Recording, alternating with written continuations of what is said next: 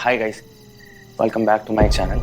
और आज मैं अपने चैनल पे आपके साथ कोई मस्ती या मजाक की वीडियो नहीं लेके आया, बल्कि नासिक के घने जंगलों में एक ऐसे बंगले की वीडियो लेके आया हूँ जहाँ पे कुछ भी अभी तक तो ठीक नहीं लग रहा। कहा जाता है कि यहाँ इस बंगले में जो एक बार आता है ना, वो वापस नहीं जाता।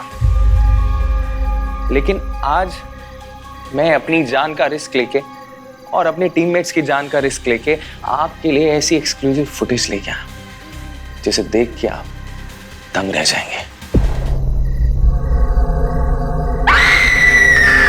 क्या हुआ? क्या हुआ? यहाँ पे खून है। खून? ये खून नहीं है दिशा, तुम्हें कैसे पता है खून है? और मुझे पता क्या लगता है, ये जो गांव वाले हैं ना, ये यहाँ पे आते होंगे, पार्टी करते होंगे, उन्हीं का कोई जूस या कोल्ड ड्रिंक का निशान है यार। लेकिन राज, तुमने ये तो नहीं बोला था पहले। मुझे ना यहाँ पे बहुत डर लग रहा है। गाइस, यहाँ लाइट्स भी नहीं है। गाइस, इधर भी कुछ नहीं है। गाइस, जस्ट कम यार, इधर आओ। कम यार। देखो, ध्यान से देखो, यहाँ पे कोई मूवमेंट नहीं है, कोई आवाज भी नहीं आ रही। और वहां देखो, वो पर्दा हिल रहा है क्या? और वो वाला कोई भी पर्दा भी नहीं हिल रहा। यहाँ ऐसा कुछ भी नहीं है जिससे हमें डर लगे। इस मौके का फायदा उठाते हैं। तू कैमरा निकाल, 100 मिलियन व्यूज पक्के हैं।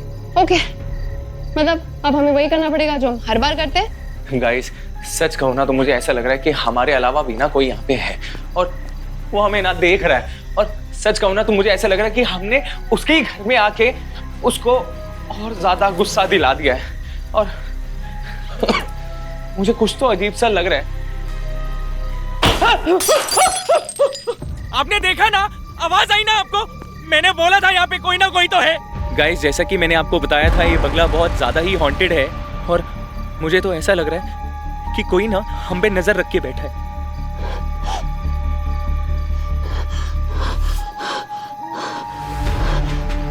आपने देखा ना गाइस, कोई था वहां पे, आपने देखा ना? गाइस गाइस गाइस, हवा कोई तो है यहाँ पे, कोई तो है यहाँ पे। गाइस, अगर हमें कुछ भी हुआ ना, हमें कुछ भी हुआ तो आप याद रखना कि राजवीर और उसके दोस्तों ने अपनी जान पे खेलकर आपके लिए एक्सक्लूसिव फुटेज निकाली है।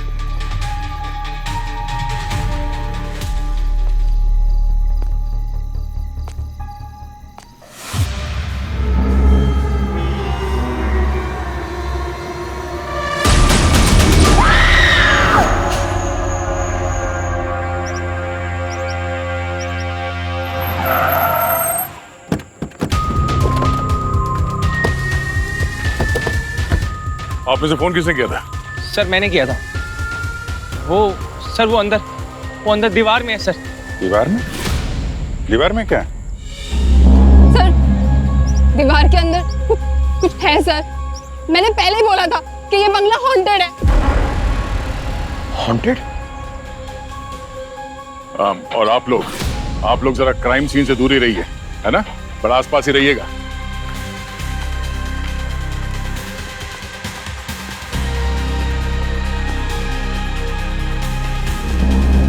अरे चाणक्य साहब, आइए। जल्दी आ गए आप तो, और काम भी शुरू कर दिया। भैया, बात ऐसी है कि दुनिया में ही मैं तुम लोगों से पहले आ गया था, तो काम तो पहले शुरू करना ही था ना। क्या रिजल्ट क्या आया? हाँ, रिजल्ट ये देखो। ये यहाँ पर ये जो लाल लाल निशान है ये, और ये देखो यहाँ पर भी, और इस पत्ते पर भी, ये सब खून है, और खून भी इंसान का है। लेकिन सर, मैंने यहाँ के लोकल रिकॉर्ड चेक किए, कोई भी डेथ रिपोर्ट नहीं है, मिसिंग रिपोर्ट नहीं है। मतलब मैं यहाँ बंगले की बात नहीं कर रहा हूँ, पूरे गांव की बात कर रहा हूँ। कोई मरा नहीं, कोई गायब नहीं हुआ, तो इतना सारा खून कहाँ से आया? और एक बात, आओ दिखाता हूँ, आओ आ जाओ। हाँ Gargi, all set? Yes sir. Good, good job, good job.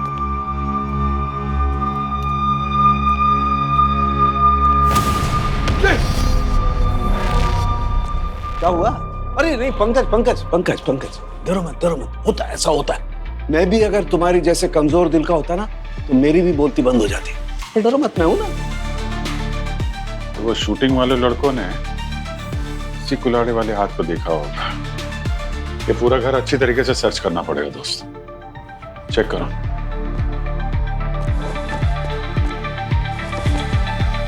Virat,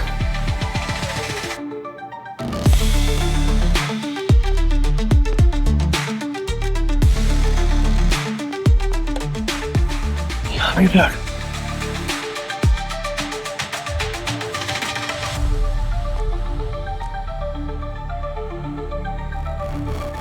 sir, आप पंकज? सर,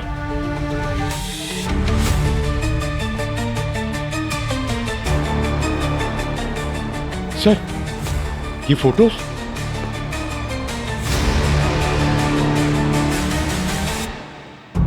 अगर इंफॉर्मेशन सही है तो फिर ये शिखर होगा, ये उसकी पत्नी धीरजा और ये उसकी बहन दीप्ति। प्रॉपर्टी के रिकॉर्ड में यही नाम है। यहाँ कुछ बहुत भयानक हुआ है बस। हर तरफ खून ही खून, पर कब हुआ ये पता नहीं। और कोई किसी को मार के दीवार में क्यों चुनवाएगा? वही तो।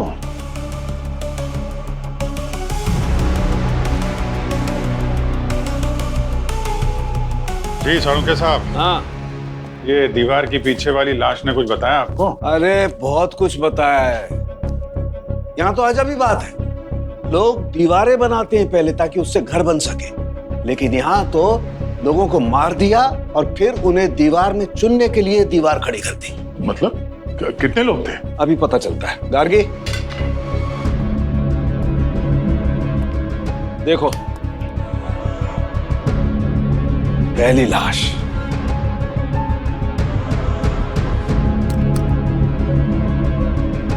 ये है दूसरी लाश,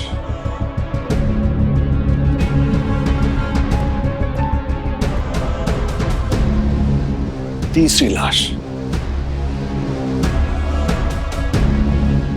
ये देखो दीवार में कुल मिलाकर 3 लाशें। 3 तिगाड़ा, काम बिगाड़ा। हमारा काम अभी भी बिगड़ा नहीं है, क्योंकि जिन्होंने इन्हें दीवार में चुना है उन्होंने दीवार बनाने के लिए कैल्शियम हाइड्रोक्साइड का इस्तेमाल किया है। कैल्शियम हाइड्रोक्साइड, चूना? हाँ, चूना। और चूना तो लाश को जल्दी से सड़ने नहीं देता है, लाश धीरे धीरे सड़ती है। तो भैया जैसे ही ये तीनों लाशें बाहर निकलेंगी, हमारे पास आएंगी, हमें इनका फॉरेंसिक डेटा निकालने में जरा भी तकलीफ नहीं होगी। चलिए आप और गार्गी डिटेलिंग करिए, तब तक हम लोग आसपास गांव वालों से पूछताछ करते हैं। बिल्कुल डन। मैंने कहा था कि नहीं, ये बंगला कोई आम बंगला नहीं है। यहाँ के लोग भी इसमें नहीं जाते हैं, क्योंकि इस बंगले में कुछ ऐसा है जो इस दुनिया और हमारी समझ दोनों से बाहर है। बोला था या नहीं? हाँ, ये बंगला स्थापित है। कौन सा शराब सरपंच जी? किस शराब की बात कर रहे हैं आप? हा? और इस बंगले के बारे में आप लोग क्या क्या जानते हैं? क्योंकि इसके अंदर हमें 3 लाशें मिली हैं, वो भी दीवार में गड़ी हुई। और ऐसा तो हो नहीं सकता कि गांव में 3 लोगों की मौत हो गई हो और गांव वालों को इसके बारे में कोई खबर ही ना हो। हा? ना कोई पुलिस रिपोर्ट, ना मिसिंग कंप्लेंट। चल कर आए यहाँ गांव में। हमें कुछ नहीं पता सर। क्या मुझे लगता है कि इन गांव वालों ने जानबूझ के अफवाह उड़ाई है कि बंगले के अंदर भूत है। क्यों सरपंच जी, बंगला हड़पने का प्लान है तुम्हारा? सर मैं कानून की इज्जत करता हूँ सर। आप इस तरह से मुझ पे इल्जाम नहीं लगा सकते। ये गांव और इसकी देखभाल करना मेरी जिम्मेदारी है, जो मैं पूरी ईमानदारी से निभाता हूँ सर। मतलब आप ही जिम्मेदार होंगे ना अगर गांव में 3-3 लाशें मिलती हैं तो? बोलिए। क्या मुझे लगता है इनको थोड़ी जेल की भी जिम्मेदारी देते हैं, तभी ये कुछ बोलेंगे। अरे सर, मैंने ही पूरे गांव को मना किया था, सख्त मना किया था उनको इस बंगले में जाने के लिए। उस रात जो भी हुआ उसके बाद। किस रात हुआ क्या था उस रात को? हाँ? शिखर का जन्म इस गांव में ही हुआ था। उसके माँ बाप बहुत गरीब थे।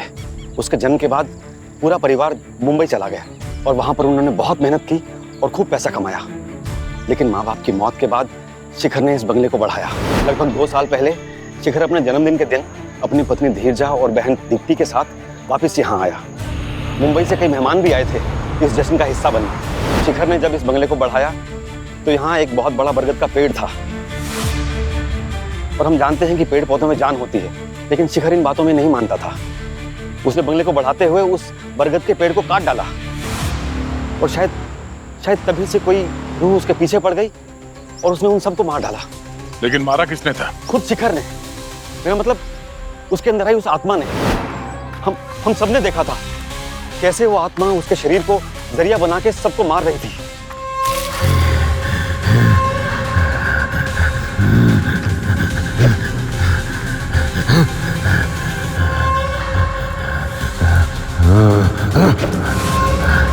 हट जाओ, मैं सब उड़ते शैतानों को मार दूंगा।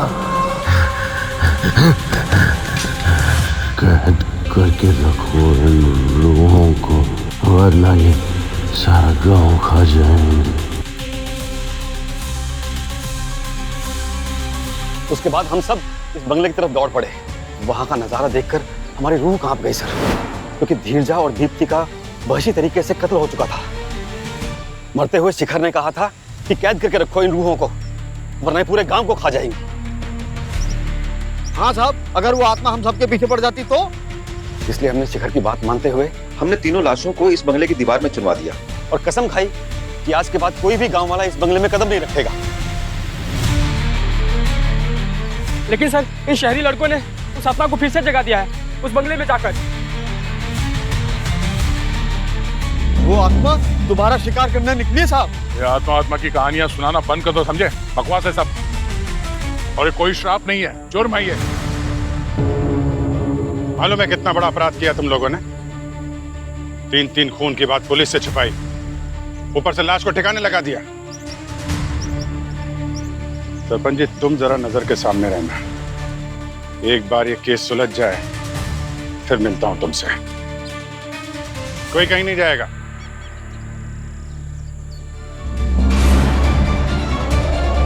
बड़ा अजीबोगरीब केस है यार। इन तीनों में से ही एक खूनी था और उसी ने दोनों को मारा और बाद में खुद मर गया।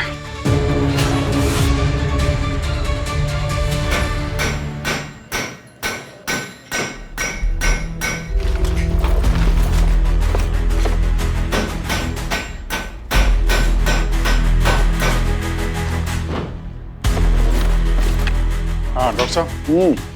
अरे, एक लाश निकल आई। हाँ कुछ पता चला इस लाश के बारे में सर? हाँ, पता चला ना, काफी कुछ पता चला है। बस ये जो लाश हमने निकाली है, ये लगभग 45 से 50 साल के आदमी की लाश है। गार्गी,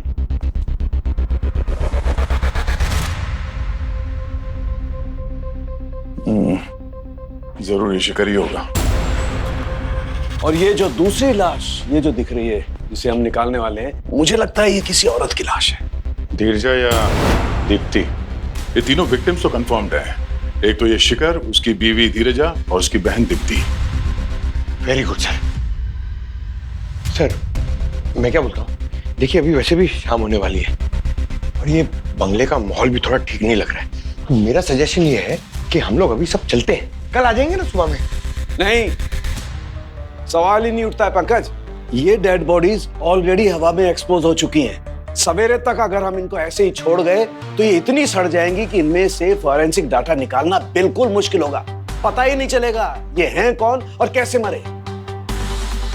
डॉक्टर साहब, आप दोनों के सिक्योरिटी के लिए हम हमारे बहुत ही एक होनहार ऑफिसर पंकज को यहाँ छोड़ जाते हैं।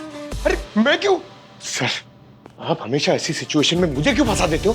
तो सर, मैं कोई फोरेंसिक डॉक्टर थोड़ी हूँ सर। अच्छा है नहीं हो, अच्छा है फोरेंसिक डॉक्टर नहीं हो। अरे तुम इसे छोड़ के जा रहे हो मेरे प्रोटेक्शन के लिए? हा? ये जो जरा सी हवा चलती है और खिड़की खड़खड़ाती है तो बेहोश हो जाता है। नहीं भाई, मुझे नहीं चाहिए, किसी प्रोटेक्शन की जरूरत नहीं है मुझे। तुम थैंक यू सर। हाँ, पक्का ना डॉक्टर साहब? बाद में एसीपी सर से शिकायत तो नहीं करेंगे ना हमारी कि दया और अभिजीत ने मुझे अकेला जंगल में छोड़ दिया? अरे यार, तुम मुझे काम करने दो, प्लीज जाओ यहाँ से प्लीज यार। मगर ये हमारा बहुत ही होनहार ऑफिसर है, समझे? हाँ, माना बहुत होनहार है भाई। ले जाओ इसको, ले जाओ।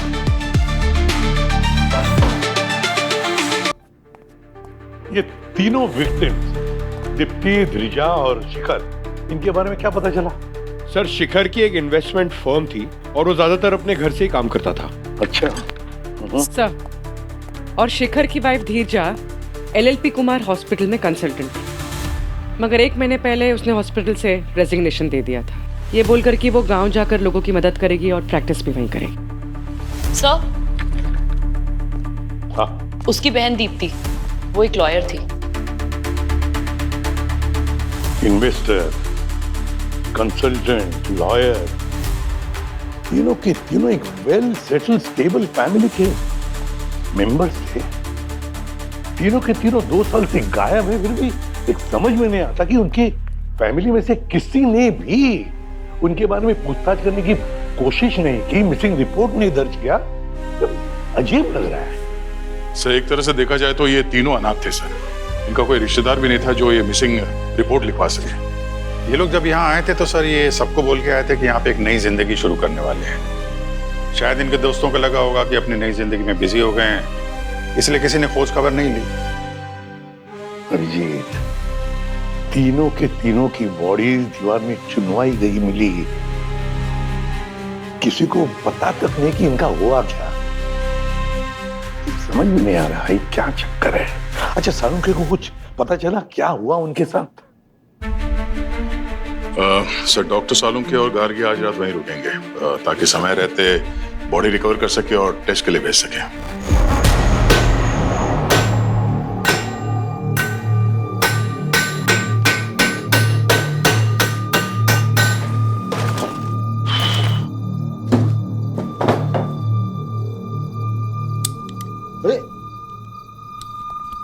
अरे ये लाइट कैसे चली गई?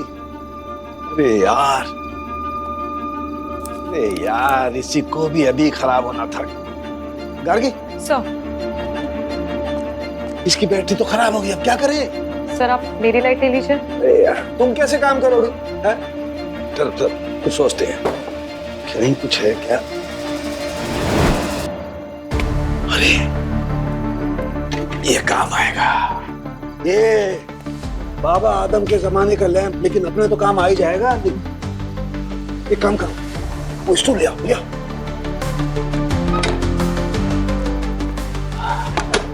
अब देखते हैं ये भाई साहब चलते हैं कि नहीं। एक काम करो, अपनी किट में ना लाइटर होगा, लाइटर ला।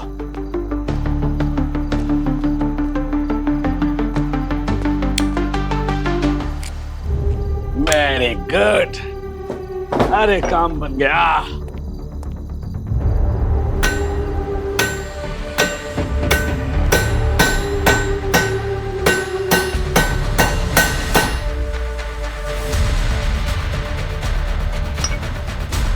क्या हो रहा है?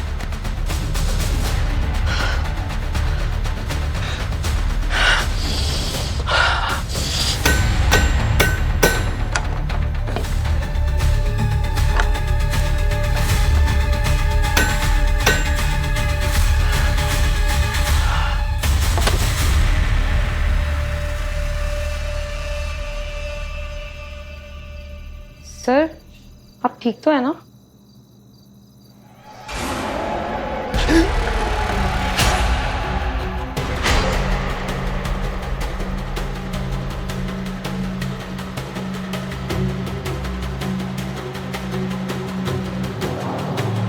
सर कुछ हो रहा है क्या आपको?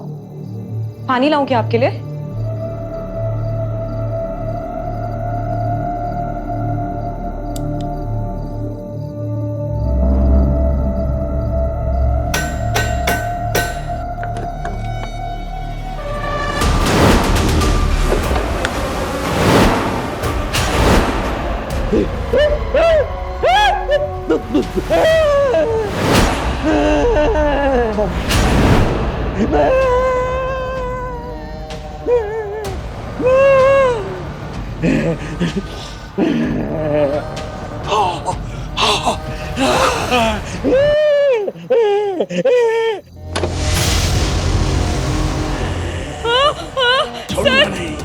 सर क्या कर रहे हो सर? रुक जा तू शैतान, सर आप मेरे पीछे क्यों आ रहे हो sir? Sir please sir please मुझे जाने दो सर। कहाँ है तू? रुक जा, छोड़ूंगा नहीं मैं तुझे। सर मुझे जाने दो सर। रुक जा सर प्लीज मुझे जाने दो सर। रुक जा सर प्लीज मुझे जाने दो सर प्लीज। फिर से कोई शिकार हो गया बंगले का। लेकिन बंगले के अंदर तो सीआईडी थी।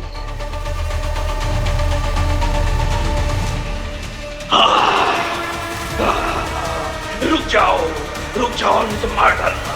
आजा, आओ मेरे सामने आओ, मार डालूंगा, छोड़ूंगा नहीं मैं। रुक जा, मार डालूंगा जिंदा। रुक जा, आओ मेरे सामने आओ, मार डालूंगा, छोड़ूंगा नहीं मैं। रुक जा।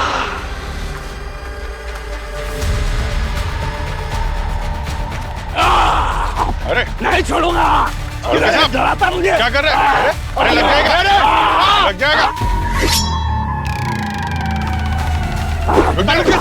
लग जाएगा। कुल्हाड़ी छोड़ो।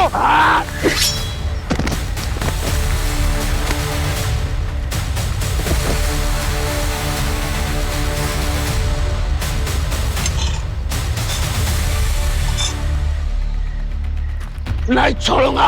रुके साहब, डॉक्टर साहब होश में क्या कर रहे हैं? नहीं छोड़ूंगा। डॉक्टर साहब क्या हो गया? आप ठीक तो है? अरे क्या हो गया? रुके साहब। सर, इनकी सांसें नहीं चल रही है। हाँ? क्या? पंकज, जल्दी से किट लेकर आओ। डॉक्टर साहब, सर सीपीआर देना पड़ेगा। रुके साहब। सर, ये आ गया। एक मिनट, लो, लगा, जल्दी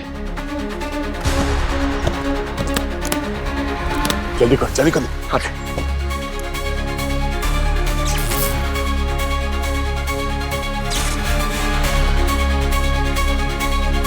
सांसें चल रही है। एम्बुलेंस बुलाओ जल्दी, इनको हॉस्पिटल लेके जाओ, एडमिट करना होगा। डॉक्टर साहब उठिए। गार्गी कहाँ है? गार्गी? वो तो डॉक्टर साहब के साथ ही थी। कहीं उसे तो कुछ।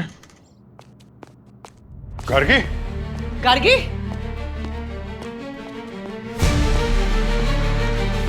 गार्गी? गार्गी? गार्गी? गार्गी? गार्गी? सर कहीं नहीं है। गार्गी? गार्गी? गार्गी? गार्गी? गार्गी? गार्गी दरवाजा खोलो, हम आ गए। गार्गी? तुम ठीक हो ना? हाँ, डरो मत। क्या हुआ बताओ? हाँ? क्या हुआ? हाँ? गार्गी तुम ठीक हो? क्या हुआ, क्या था? सर आराम से। सर वो सालूम के सर, वो मुझे मारना चाहते थे सर। वो मेरे पीछे कुल्हाड़ी लेके भाग रहे थे। वो तो मैं यहाँ आके छुप गई और अच्छा हुआ कि मैंने दरवाजा अंदर से बंद कर लिया और वो मुझे मारे डालते सर। लेके जाओ। गार्गी तुम जाओ यहाँ से। चल। अच्छा है क्या ये बंगलों के अंदर? सालुंके साहब का भी दिमाग खराब हो गया। कुछ तो है यहाँ पे। माय गॉड, ये सब हुआ कैसे? कैसे हुआ? और वो भी सालुंके के साथ? सालुंके के साथ कैसे हो सकता है ये? दिस इज इम्पॉसिबल है ये। क्या समझ में नहीं आ रहा सर। कल रात वहां पे डॉक्टर सालुंके के साथ ऐसा क्या हुआ कि उनका मानसिक संतुलन ही बिगड़ गया। माय गॉड, अभी कहाँ है? सर हॉस्पिटल में ही है। डॉक्टर से बात हुई थी, स्टेबल है। कौन लेकर गया हॉस्पिटल? पंकज सर। तुम यहाँ क्या कर रहे हो? सालुंके को अकेले क्यों छोड़ा हॉस्पिटल में? जाओ अभी, ध्यान रखना उसका अच्छी तरह से। यार गड़बड़ है, कुछ ना कुछ तो गड़बड़ जरूर है। सालुंके शैतान जैसे बर्ताव करने लगा। नहीं, कोई तो राज है जो हमारी उंगलियों से रेत की तरफ फिसलते जा रहा है। क्या है? सर एक बात और सर, ये शिखर की घर के इलेक्ट्रिसिटी का मीटर कुछ गड़बड़ है सर। ये देखिए, ये तो वायर जानबूझकर काटी हुई है, दिख रहा है खुला। सर ये सब शिखर की बर्थडे की पार्टी की रात को हुआ था ना? तो मतलब एक काम करो, शिखर की बर्थडे पार्टी में कौन कौन लोग आए थे उनकी लिस्ट बनाओ। उनमें से जरूर कोई ना कोई तो है जिसे शिखर की मौत से फायदा हुआ था। गार्गी, मैं ये बोल रहा था कि ये कौन गई? गार्गी, डॉक्टर गार्गी, ये कहाँ है? कहीं पैथोलॉजी लैब में तो नहीं है?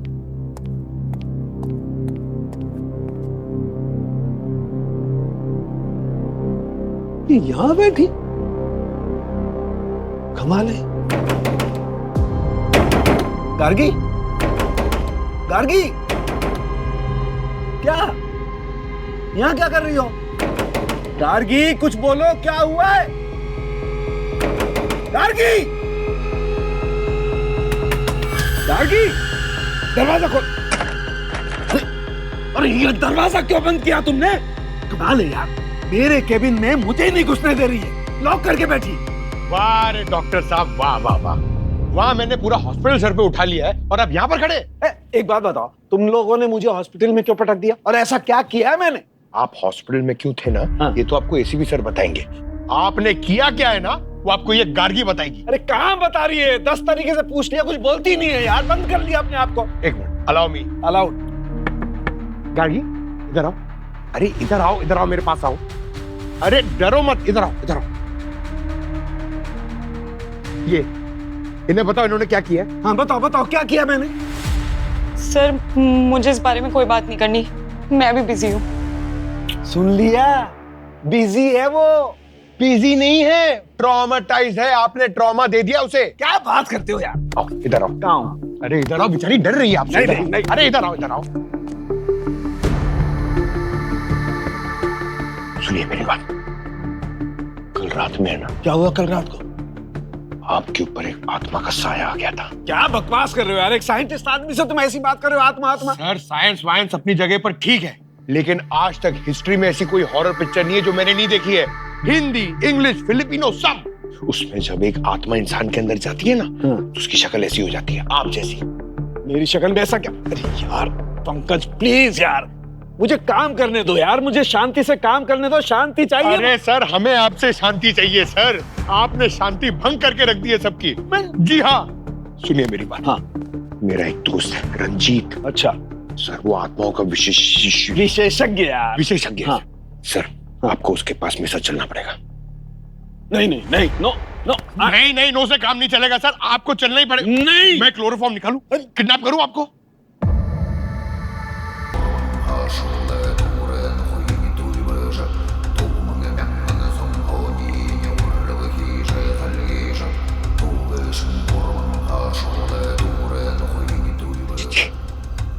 ये वही है इसके बारे में मैंने आपको बताया था ना।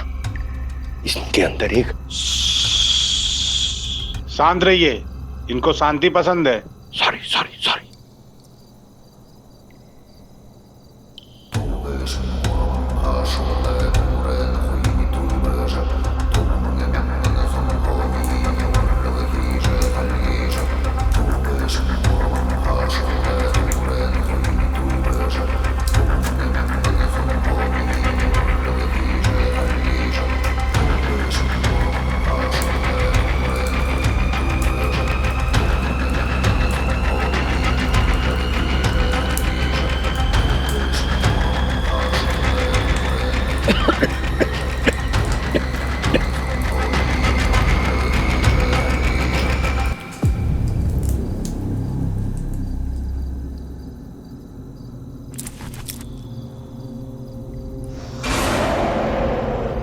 ये किधर गए? अरे कहाँ जा?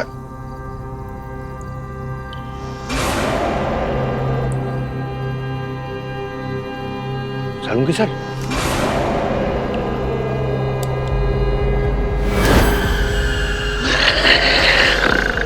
क्या हो सर, ऐसे क्यों देख रहे हो?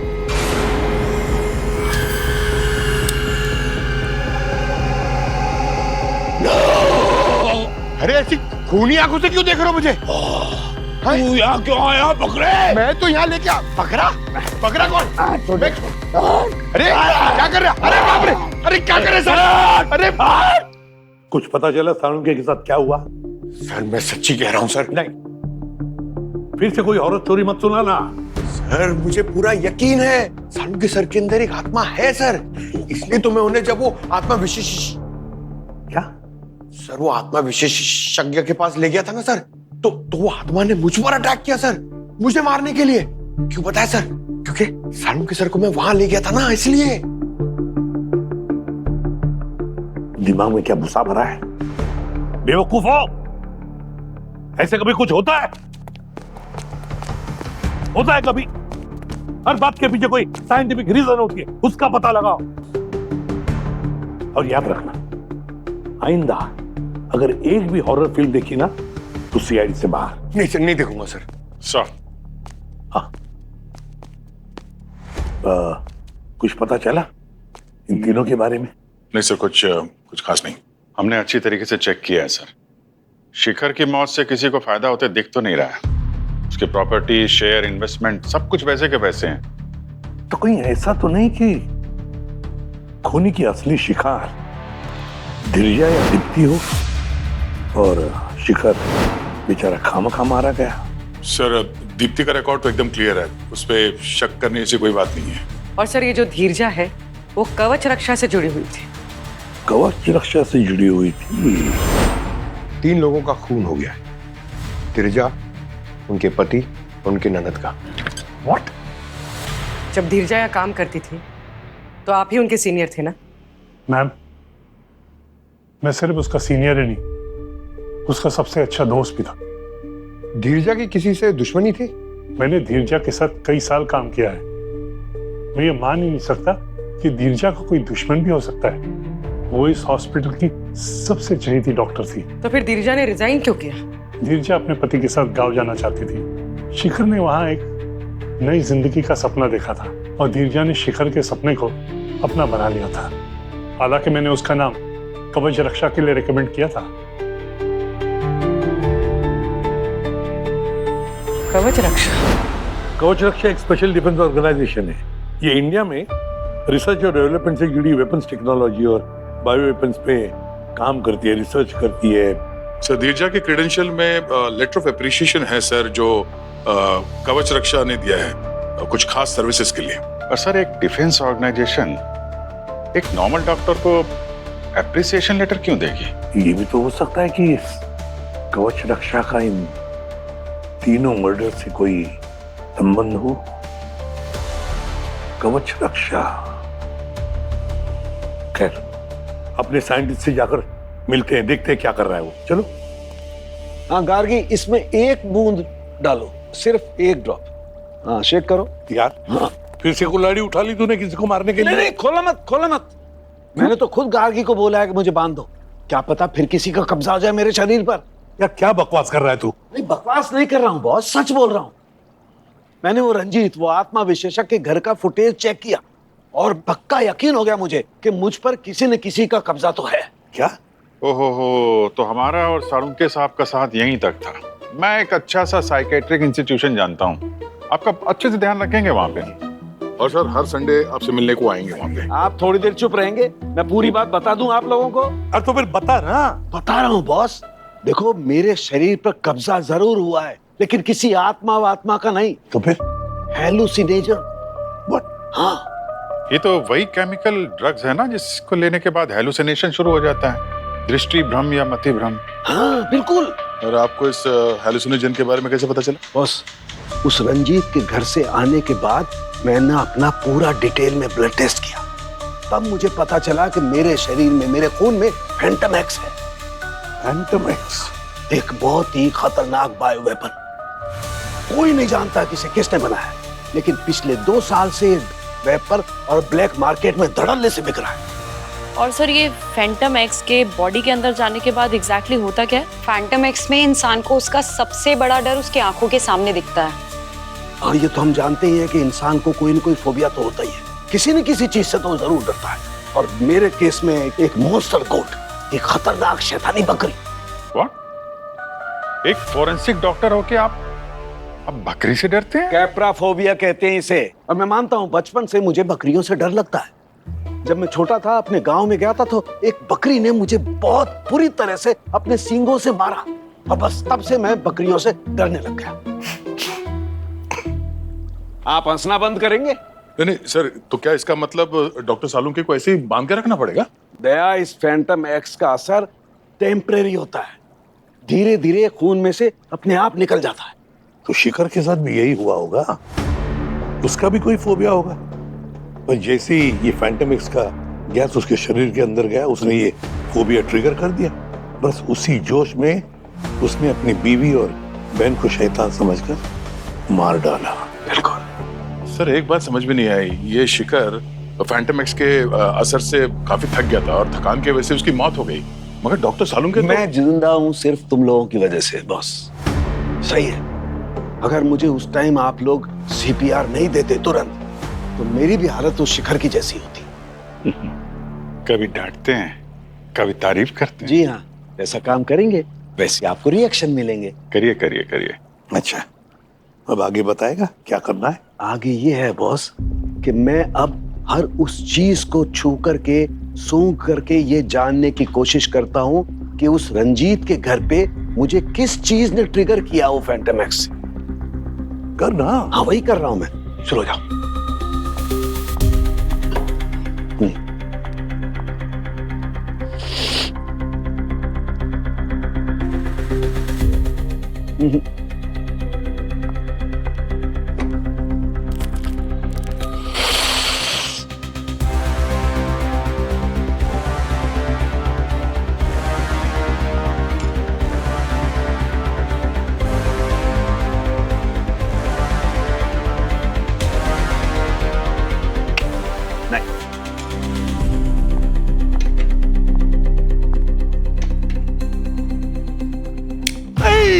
ले जाओ इसे, ले जाओ, दूर ले जाओ इसे। इसे रख दो गार्गी, इसे तुरंत रख दो। बस इस लैंप से वो फैंटम एक्स ट्रिगर हुआ है। अब मुझे खोल दो, खोल दो, खोल दो, मुझे खोल दो। Thank you, thank you, thank you.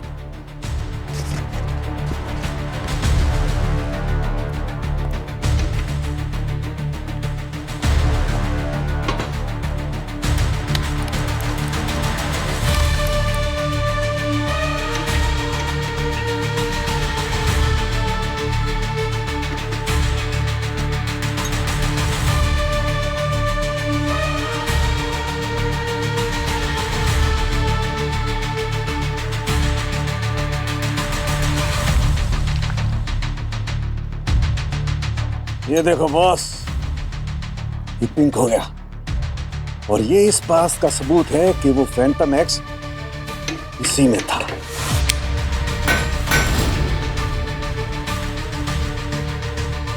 Phantom x के कुछ पार्टिकल्स मेरे नाक के अंदर जम गए और जब वो रंजीत ने धुआं छोड़ा और उस धुएं से बचने के लिए मैंने गहरी सांस ली तो वो मेरी नाक के अंदर के जमे हुए पार्टिकल्स मेरे शरीर के अंदर चले गए और वो ट्रिगर हो गए और मुझे दूसरा अटैक आ गया। सर पार्टी वाली रात को शिखर के घर की लाइट जानबूझ के काटी गई थी ताकि वो मजबूर हो जाए इस लैंप को जलाने के लिए। जैसे ही शिखर ने ये लैंप जलाया, उसमें से फैंटम एक्स की गैस निकले और उसके शरीर के अंदर चले गए और हेलुसिनेशन शुरू हो गए। तो पार्टी वाली रात को किसी न किसी ने ये गिफ्ट किया होगा उसको।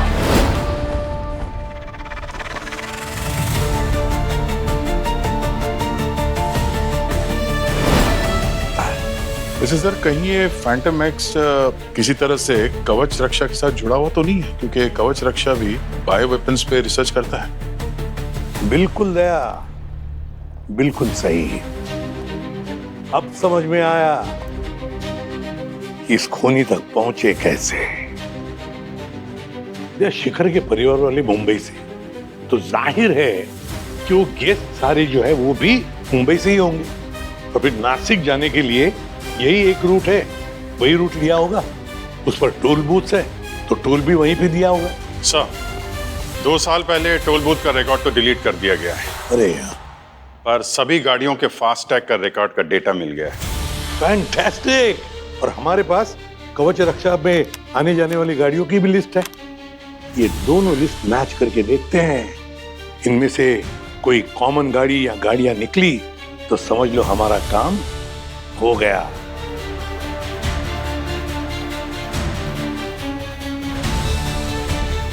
दो नंबर है सर।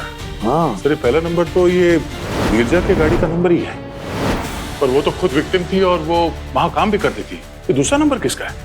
तो ये जो दूसरा गाड़ी वाला है वही हमारा मुजरिम है।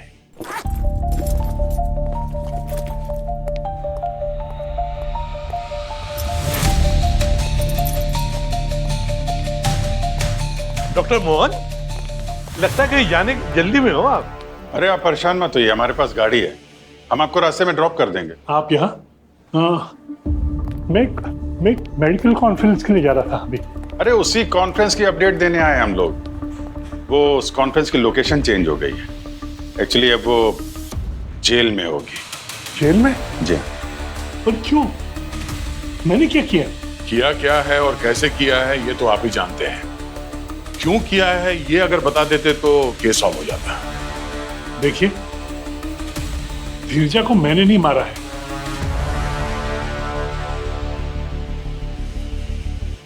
मगर मैं ये बता सकता हूं किसने किया होगा। रिजाइन करने से एक हफ्ता पहले बहुत चुप चुप कर एक अनजान इंसान से बात करती थी। कभी कभी तो लगता था कि वो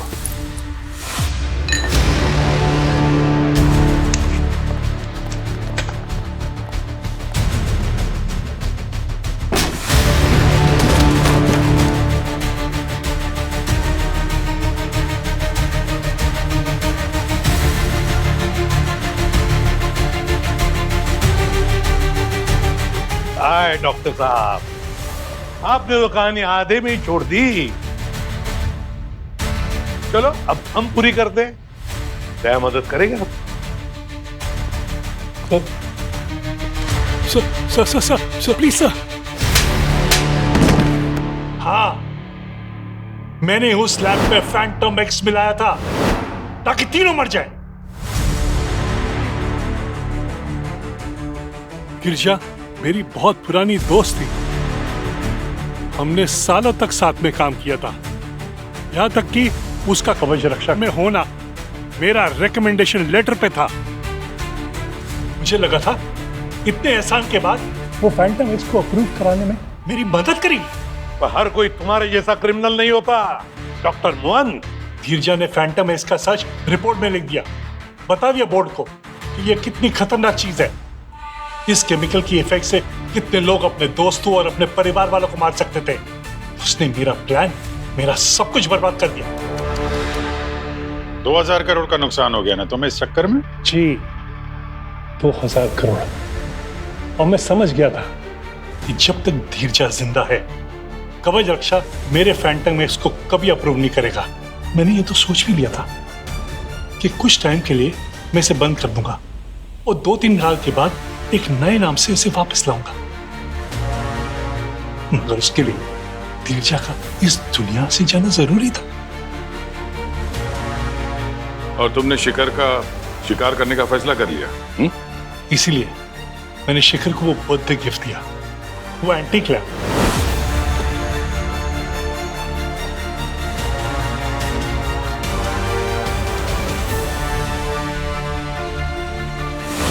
और उसके बाद मैंने घर की बिजली काट दी ताकि रात को घर में जब उनको रोशनी की जरूरत पड़े तो वो उस लैम्प को यूज कर।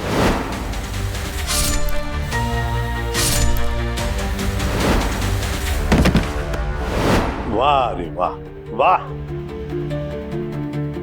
जैसे ही शिखर ने लैंप ऑन किया, फैंटम एक्स का गैस उसके शरीर के अंदर चला गया। तो उसके दिमाग के अंदर जो डर था वो उभर कर बाहर आ गया। उसके सामने खड़ा हो गया वो डर। डॉक्टर मोहन, तुमने 3 मासूम लोगों की जानें ली।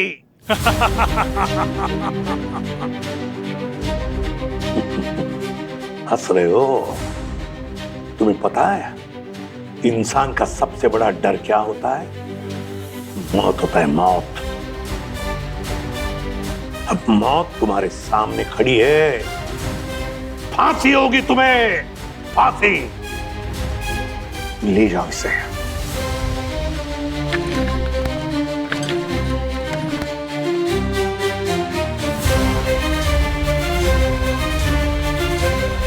सर कम से कम उस राजवीर के फेक वीडियो के चक्कर में एक सचमुच का शैतान तो पकड़ा गया।